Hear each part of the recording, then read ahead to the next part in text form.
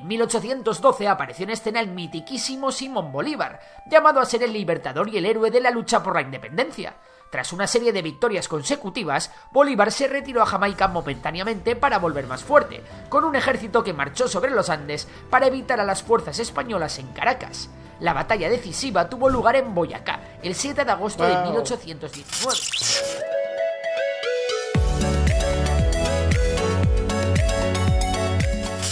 Familia, sean bienvenidos una vez más a mi canal. Muchas gracias por haberle dado clic a este videazo, familia. Gracias por estar aquí. Oigan, como ya lo vieron en el título, hoy vamos a reaccionar a la historia de Colombia en 15 minutos. Vamos a descubrir esta información tan valiosa sobre la historia de este país tan lindo, tan hermoso y tan bonito que hemos venido reaccionando hace ya algunos meses y del cual estoy enamorado. Ustedes ya lo saben, familia. Bueno, vamos a seguir descubriendo de este lindo país. Vamos a conocer un poco más de su historia, vamos a seguir descubriendo su gastronomía, su cultura, su belleza, su biodiversidad, todo. Así que si tú no te quieres perder nada de eso, te recomiendo que te suscribas a mi canal, que actives la campanita de notificaciones para que YouTube te diga: oye, el Irán acaba de subir un nuevo video, y así te vienes tú en chinga para acá y ves el video. Bueno, también no olvides dejar tu buen like. ¿Ya lo dije? Bueno, pues si lo dije o no lo dije, no olvides dejar tu buen like y dejarme en comentarios algo que quieras nutrir de este video. Si te sabes algo que no lo dijeron aquí, pues tú déjamelo en comentarios. Oye, Irán, también de historia de mi país hay esto y en este video no lo dijeron. Bueno, pues por ahí te estaré leyendo. También te voy a dejar mi Instagram para que vayas por allá y me recomiendes algún otro video que tú quieras que traigamos próximamente al canal. Y también en la descripción vas a encontrar el enlace de mi perfil para que vayas y le des un solo clic. Y también vas a encontrar el enlace del video original. Ve a darle mucho apoyo. Y también, si no te gusta que yo lo esté pausando o que aparezca por aquí, pues ahí lo tienes para que vayas y lo disfrutes a tu manera. Bueno, ahora sí, familia, venga, vamos a descubrir esto porque ansioso ya estoy. Vamos a seguir conociendo y vamos a seguir documentándonos de la historia de este hermoso país llamado Colombia. Venga, vamos a darle porque ustedes saben que para mañana es tarde, amigo. Hoy vamos a hablar de un maravilloso país de América del Sur, hogar de diversas culturas y fruto de la mezcla de gentes que llegaron de todas partes del mundo. Un lugar repleto de vida que tristemente también ha tenido momentos muy duros en su historia. Hoy en Memorias de Pez hablaremos sobre la historia de Colombia. Ubicada en el punto de encuentro entre Sudamérica y Centroamérica, sus primitivos pobladores llegaron hace más de 20.000 años, y hace unos 6.000 años sabemos que ya empezaron a formar distintos asentamientos. Estos pobladores pertenecieron a diversas tribus que aparecieron y desaparecieron, dejando como legado sus lenguas como los arawak, los caribes y los chibchas. Cuando llegaron los primeros colonizadores, los habitantes Arawak, de estas caribes tierras y chibchas vivían de la agricultura o del comercio entre pequeñas comunidades separadas entre sí, sin apenas rivalizar con las mayores civilizaciones que florecieron en México y Perú. Así llegaron los españoles, y vale la pena mencionar que aunque Colombia toma el nombre de Cristóbal Colón, este último nunca puso un pie en la región. El primero en llegar ahí en el 1499 fue Alonso de Ojeda, compañero de Colón en su segundo viaje. Tras él, las costas de la actual Colombia se convirtieron en objetivo de muchas expediciones españolas, mientras que por otra parte se fundaron varios asentamientos temporales. No fue hasta el año 1525 cuando Rodrigo de Bastidas puso las primeras piedras de Santa Marta, que por cierto es el asentamiento europeo más antiguo que queda en pie en América del Sur. ¡Wow! Posteriormente, en el año 1533, Pedro de Heredia fundó Cartagena de Indias, que llegó a convertirse en la perla del Caribe, siendo el principal centro comercial de la costa colombiana. Al mando de Gonzalo Jiménez de Quesada se inició una conquista de una gran área en la que éste tuvo que derrotar a los chibchas para finalmente fundar la ciudad de Santa Fe. En ese momento existía por la zona un pueblo conocido como los muiscas, y por aquel entonces se dividían en dos clanes y rivales, uno gobernado por Zipa desde Bacatá, actual Bogotá, y otro por Zaque, en la actual Tunja. La rivalidad de estos clanes fue la clave absoluta para la conquista de Jiménez de Quesada, quien se aprovechó de la debilidad de ambos.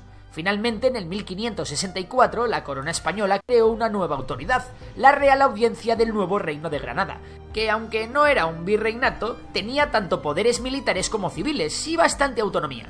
En esa época, el Nuevo Reino de Granada incluía las actuales Panamá, Venezuela y casi toda Colombia. La población del nuevo Reino de Granada, que estaba formada por comunidades nativas y colonizadores españoles, se diversificó con la llegada de esclavos africanos a Cartagena, traídos por los colonos y que servirían como mano de obra. Durante los 2 siglos posteriores, los españoles traerían tantos africanos que estos acabaron por sobrepasar en número a los indígenas. Por su parte, la aparición de los criollos, que eran blancos nacidos allí de padres españoles, se sumó a la mezcla étnica. Con el crecimiento del Imperio Español en el Nuevo Mundo, el rey Felipe V le dio una nueva división territorial a Nueva Granada en el 1717, y Santa Fe, la actual Bogotá, fue nombrada capital de su propio virreinato, que abarcaba los territorios de lo que hoy son Colombia, Panamá, Ecuador y Venezuela. Cabe destacar durante este periodo la expedición botánica del nuevo Reino de Granada, que se llevó a cabo por José Celestino Mutis y que resultó en la clasificación de más de 20.000 especies vegetales y otros 7.000 animales, además de la fundación del primer observatorio astronómico en la ciudad de Santa Fe de Bogotá. Las costas colombianas fueron víctimas de los ataques de la Armada Británica, que trataban de debilitar a la corona española. El más importante de todos fue el sitio de Cartagena de Indias, en el que 3.000 soldados españoles y 6 barcos derrotaron a una increíble flota británica de 30.000 hombres y 186 navíos. Con el incremento del dominio español, el descontento aumentaba entre los habitantes del virreinato, sobre todo por los monopolios comerciales y los nuevos impuestos. Así, la primera rebelión anticolonial fue la Revolución Comunera, que estalló en Socorro en el 1781, promovida por Manuela Beltrán. Esta revuelta, claramente independentista, acabó con la detención y ejecución de sus cabecillas. Claramente la gente ya se estaba oliendo la despedida de la corona, y además el espíritu revolucionario francés penetró en el país al traducir a Antonio Nariño los derechos del hombre. Esto último se le volvió en contra a Napoleón cuando puso a su hermano en el trono español en 1808, ya que en América le mandaron a paseo y se negaron a reconocerle como nuevo rey.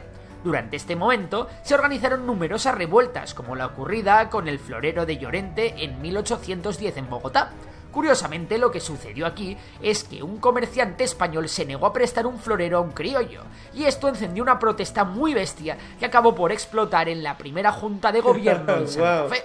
En diciembre del mismo año tuvo lugar en Bogotá el primer Congreso Independiente, terminado con la división entre los centralistas, liderados por Antonio Nariño, que apoyaban un gobierno más centralizado y fuerte, y los federalistas, liderados por Camilo Torres, que planteaban un modelo descentralizado.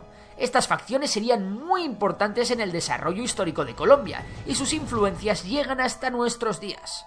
En 1812 apareció en escena el mitiquísimo Simón Bolívar, llamado a ser el libertador y el héroe de la lucha por la independencia.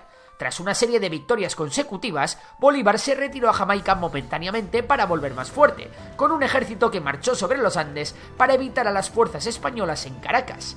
La batalla decisiva tuvo lugar en Boyacá, el 7 de agosto de 1819. 3 días más tarde, Bolívar llegó triunfal a Bogotá, después de haber liberado a Colombia del dominio español. Con Colombia independizada, en 1819 se celebra el Congreso Revolucionario en Angostura, en el cual, eufóricos por el triunfo, los delegados proclamaron un nuevo estado, la Gran Colombia, que unía Venezuela, Colombia, Panamá y Ecuador. Tras el Congreso de Angostura se celebró otro en Villa Rosario, donde centralistas y federalistas coexistieron durante el mandato de Bolívar, que fue el primer presidente. Sin embargo, años más tarde comenzó la separación de la Gran Colombia, y en 1830 Bolívar renunció a la presidencia. Francisco de Paula Santander, presidente de la recién creada República de Nueva Granada, tuvo que imponer su autoridad para conseguir frenar otra rebelión. Seguidamente se inició una horrible página en la historia de Colombia. En 1849, con la fundación de 2 partidos políticos, uno conservador de tendencia centralista y otro liberal de inclinación federalista, el país se dividió en 2 bloques irreconciliables, y la inmensa rivalidad entre ambos tuvo como consecuencia una serie de conflictos en los que durante todo el siglo XIX Colombia sufrió hasta 8 guerras civiles. Al menos, eso sí, en 1851 la esclavitud había sido abolida definitivamente en el país. También durante este periodo, en 1858, gracias a una nueva constitución, la República se orienta hacia una vía más federalista. Así, en 1863, la anteriormente llamada Confederación Granadina pasó a llamarse los Estados Unidos de Colombia. Anda que no les gustaba cambiarse el nombre. Pero bueno, vayamos al caos. En 1899, una revuelta liberal desembocó en la ruinosa y sangrienta Guerra de los Mil Días, como no, entre realistas y conservadores, que concluyó con la victoria de los conservadores y se llevó por delante la vida de entre 50.000 y 100.000 personas. Por si fuera poco, 4 años más tarde, sucedió otro desastre para los colombianos, y es que apoyados por Estados Unidos, que tenía grandes intereses en la construcción del Canal de Panamá, los panameños se separaron de la República. No obstante, al principio del siglo XX los colombianos vivieron... Sí, este tema de la independencia de Panamá empezó desde que los franceses habían llegado a querer construir y estaba la disputa entre Francia y los Estados Unidos por iniciar la construcción del Canal de Panamá, y fue ahí cuando se empezó a dar la independencia de Colombia, o sea, de Panamá de Colombia. Wow. Esto lo conocí un poquito porque lo llegué a ver en un documental de la construcción del canal y fue una locura, fue una locura total, hubo mucha gente muerta, o sea, fue una barbarie todo lo que sucedió. Un corto periodo de paz en el que la economía prosperaba, sobre todo gracias al café. Así el país gozó de una situación de estabilidad política y social y pudo iniciar el proceso de industrialización. Sin embargo, este proceso se vio frenado a lo bestia por la gran crisis económica de 1929. La inestabilidad volvió a ser el centro del panorama político colombiano, y en 1948 estalló la violencia, la más destructiva de todas las guerras civiles del país, un conflicto que se salió totalmente de madre tras el asesinato del líder liberal Jorge Eliezer Gaitán. Su muerte generó una fuerte revuelta que tiene por nombre el Bogotazo, una matanza en la cual el presunto asesino de Eliezer acabó siendo perseguido y linchado por una multitud que arrastró su cadáver hasta la casa del presidente. Generaciones de colombianos quedaron separadas entre ambos bandos políticos, y sus odios heredados contribuyeron a alimentar ataques de venganza muy duros en las décadas siguientes. En las elecciones de 1950 triunfó el conservador Laureano Gómez e instituyó un régimen. Oigan, entonces este problema del tema de las guerrillas y demás ya tiene años atrás en Colombia, o sea, desde el 1900. Yo creí que era un tema reciente, pero por lo que veo es un tema que ya lleva mucho tiempo en el país. Y este Laureano Gómez fue el que mandó el batallón Colombia a lo de la guerra de Corea, si no mal recuerdo, creo que fue él. Dictatorial que reprimió con dureza a la oposición, originando, pues bueno, ¿a que no lo esperáis? Pues sí, otra guerra civil. Muchos liberales, para huir de la represión, se vieron obligados a marchar a las montañas, donde constituyeron bandas armadas que serían de especial importancia más adelante. En junio de 1953, para armar las guerrillas, ¿no? Llevó al poder al general Gustavo Rojas Pinilla, que apoyado por los católicos y los conservadores moderados, quiso instaurar un régimen autoritario. Para echarle, los conservadores y liberales se pusieron de acuerdo por primera vez en su vida, ya se acordaron en el Pacto de Sitges una tregua de 12 años, según la cual se turnarían en el poder por periodos de 4 años. Y lo más importante, el acuerdo también rechazaba a cualquier otro partido político. De esta forma, el ejército destituyó a Rojas Pinilla y asumió provisionalmente el gobierno de la nación, mientras la guerrilla colombiana iba a convertirse en el nuevo problema del país y los partidos políticos de este sistema turnista se pasarían la patata caliente los unos a los otros. Y es que aunque el denominado Frente Nacional contribuyó a aliviar las tensiones entre conservadores y liberales, surgieron nuevos conflictos entre terratenientes y campesinos e indígenas. Sumado a esto, la inspiración de la Revolución Cubana y los nuevos movimientos sociales en la década de los 60 llevaron a la creación de nuevos grupos guerrilleros como las Fuerzas Armadas Revolucionarias de Colombia, más conocidas como las FARC, y el Ejército de Liberación Nacional, más conocido como el ELN o el M-19. Así las FARC y el resto de guerrillas siguieron creciendo en las siguientes décadas. Eso sí, para combatir a la guerrilla también surgieron otros grupos paramilitares financiados por terratenientes, empresarios e incluso capos de la droga. Poco a poco el paisaje político guerrillero perdió parte de su cariz político y se inclinó cada vez más hacia el narcotráfico y los secuestros. Y como no, nuevos grupos paramilitares pasaron a dar su apoyo a los cárteles persiguiendo a las guerrillas. La prueba más fehaciente de cómo las mafias llegaron a influir en la política nacional fue el triunfo electoral del líder del cártel de Medellín, Pablo Escobar, quien se llevó un escaño en el Senado en las elecciones de 1982. En abril de 1984, el ministro Lara Bonilla fue asesinado por denunciar la situación. Pero según yo, Pablo Escobar no llegó al Congreso de la República de Colombia, no lo dejaron llegar. Fue cuando le sacaron todos los trapitos al sol, como le decimos aquí en México. y fue destituido o algo así del Congreso de la República, que incluso hasta Estados Unidos le quitó su derecho de visa porque cuando lo habían acusado del tema de la droga y todo, él dijo que era una mentira fuerte la que le estaban diciendo. Creo que fue Lara Bonilla, precisamente el que había dicho eso. Y él dijo que no y sacó su visa y su pasaporte así de pues yo tengo el acceso a los Estados Unidos, y días después Estados Unidos dio por cancelado esa visa. Pero según yo no llegó al Congreso de la República, no sé si me estoy equivocando. Y que fue horrible el asesinato del ministro de Justicia Lara Bonilla, Acción política de Escobar, lo que llevó a que el presidente Betancourt aprobara la ley de extradición y diera inicio a la guerra contra los narcos, muy impulsada en su momento por Estados Unidos. Para quitarse problemas de encima durante esta guerra, se firmaron acuerdos de tregua con los movimientos guerrilleros. Sin embargo, estos acuerdos fueron pronto incumplidos. De hecho, los guerrilleros llegaron a robar la espada de Simón Bolívar y tomaron el Palacio de Justicia de Bogotá en 1985. Sí, el M-19. Así, entre políticos corruptos, mafias, guerrillas y paramilitares, el país era un absoluto infierno, en el que asesinatos, tanto selectivos como en masa, atentados, venganzas políticas, alianzas con paramilitares y demás fechorías estaban a la orden del día. En los siguientes años, Virgilio Barco tuvo que enfrentar el fracaso de las negociaciones con las FARC y el ascenso absoluto del cártel de Medellín, con el que también se intentó negociar. Las críticas al gobierno venían por todos lados, en especial desde las nuevas propuestas políticas en el eje universitario del país. Así, el político Luis Carlos Galán, que representaba un liderazgo en contra de la corrupción sistémica de Colombia, tenía todas las papeletas para llegar al gobierno. No obstante, la violencia se hizo hueco otra vez y el pobre fue asesinado. César Gaviria, del Partido Liberal, tomó la iniciativa de Galán, llegó al poder y promulgó una nueva constitución en 1991 que reemplazó a la de 1886. Por cierto, César Gaviria estuvo a punto de ser asesinado cuando tiraron el avión de Avianca, ¿no? Se supone que el atentado era en contra de César Gaviria y pues terminó muriendo gente inocente. Qué horrible situación, sinceramente, qué horrible situación. Llegó Ernesto Samper, cuyo gobierno fue salpicado por un escándalo de corrupción. Resulta que el tío había recibido financiación del cártel de Cali, y evidentemente esto sentó como un culo a todo el mundo, y cerró el grifo de la ayuda militar desde Estados Unidos. De hecho, la economía se vio muy resentida. Esta debilidad fue aprovechada por las FARC, que dio duros golpes al ejército colombiano.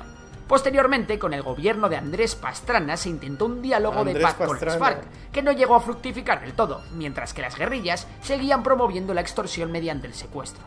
Hastiada de violencia, secuestros y asaltos, la nación puso sus ojos en Álvaro Uribe, un político de Medellín cuyo padre había sido asesinado por las FARC. Uribe era un partidario claro de la línea dura, y en las elecciones presidenciales de 2002 presentó un programa claramente antiguerrilla, que acabó por aumentar de forma clara la seguridad del país. Bajo el mandato de Uribe también se negoció la desmovilización de las Autodefensas Unidas Colombianas, las AUC, un importante grupo militar de extrema derecha apoyado por militares, empresarios y narcos. A pesar de todo esto, su presidencia se vio empañada por un horrible escándalo de falsos positivos, en el que se intentó hacer pasar a civiles asesinados por guerrilleros muertos. Finalmente, el ministro de Defensa de Uribe, Juan Manuel Santos, fue votado por mayoría abrumadora y se apuntó un gran tanto al eliminar a Alfonso Cano, líder de las FARC. Tras esto, un nuevo líder llamado Timochenko tomó el control de la guerrilla. Sin embargo, con fama de ser uno de los más beligerantes de la organización, Timochenko sorprendió al país al proponer conversaciones de paz con el gobierno. En diciembre de 2014, las FARC anunciaron un alto al fuego indefinido contra el ejército colombiano, y en 2016 se firmó el acuerdo entre el gobierno y las FARC en Cartagena para acabar con el conflicto por medio de amnistías. Como colofón, el 2 de octubre se realizó un plebiscito preguntando a los votantes si estaban a favor del acuerdo, pero el no ganó por un poco más de la mitad de los votos. Así son las cosas en Colombia. Finalmente, el posterior gobierno de Iván Duque estuvo marcado por numerosos escándalos y, por lo que es más importante, una serie de paros nacionales entre 2018 y 2021 que llevaron a enormes manifestaciones en contra del gobierno por su falta de inversión en educación, por el proceso de paz con las FARC, la represión policial y la reforma tributaria, entre otras muchas cosas. De esto tenéis un vídeo en el canal de hace tiempo. Eso sí, tras estos episodios, Gustavo Petro se convirtió en el primer presidente de izquierdas de la historia de Colombia, iniciando una nueva etapa en el país. Y hasta aquí el vídeo de hoy. Si te ha gustado ya sabes que puedes darle a like, suscribirte y si te gusta la economía, suscribirte también a Memorias de Tiburón, mi otro canal. Por lo demás, un saludo y hasta la próxima. Bien familia, pues hasta aquí este videazo me pareció muy bueno, muy completo, muy bien explicado. No sé ustedes, yo la verdad hay algunas cosas que desconozco, a lo mejor ustedes me dicen no estuvo completo porque faltó tal situación de tal año a tal año y no lo dijeron ahí y fue parte fundamental de la historia. Bueno, háganmelo saber en comentarios, pero por lo que pude notar fue un video muy completo, me parece sorprendente la historia de Colombia y por lo que puedo notar también el problema guerrillero y demás se remonta a muchos años atrás y me parece impresionante que todo eso haya sucedido y haya tomado tanta fuerza en el país y le haya hecho mucho daño, porque sinceramente creo que le hizo mucho daño. Las guerrillas, los grupos delincuenciales y todo eso creo que sangraron mucho el país y eso me parece muy lamentable y de verdad creo que entendí mal, pero en las votaciones de si la gente estaba de acuerdo que se haya firmado el tratado con las guerrillas, todos dijeron que no. Después de tanto daño que causó, no sé si entendí mal, pero ustedes déjenmelo saber. Por cierto, quien se convirtió en presidente de Colombia, Andrés Pastrana, ¿fue el Andrés Pastrana que secuestraron o Andrés Pastrana padre?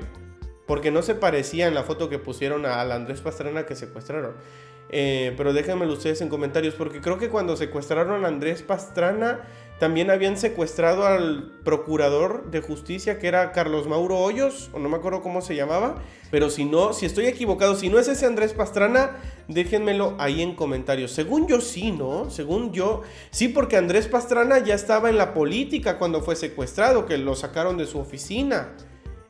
Bueno, no sé, por ahí déjenmelo en comentarios familia. Qué bueno saber un poco más de historia de Colombia, porque hay que saber lo bueno y lo malo. Eso hay que saberlo, ¿ok?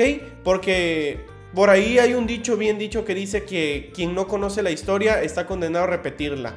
Entonces, pues hay que conocer todo, tanto lo bueno como lo malo, y es bueno informarse. Así que familia, gracias por recomendarme este tipo de videos, espero que les haya gustado, que lo hayan disfrutado muchísimo. Les mando un abrazo súper fuerte, cuídense muchísimo y no olvides suscribirte a mi canal, activar la campanita de notificaciones porque se siguen viniendo videazos a este canal, videazos, así que no olvides activar la campanita de notificaciones y suscribirte pues para que el YouTube te avise cuando yo suba un nuevo video. También no olvides dejar tu buen like y dejar un comentario. Familia, por aquí les va a aparecer mi Instagram por si quieren ir a recomendarme un video para próximamente traerlo aquí a este canal.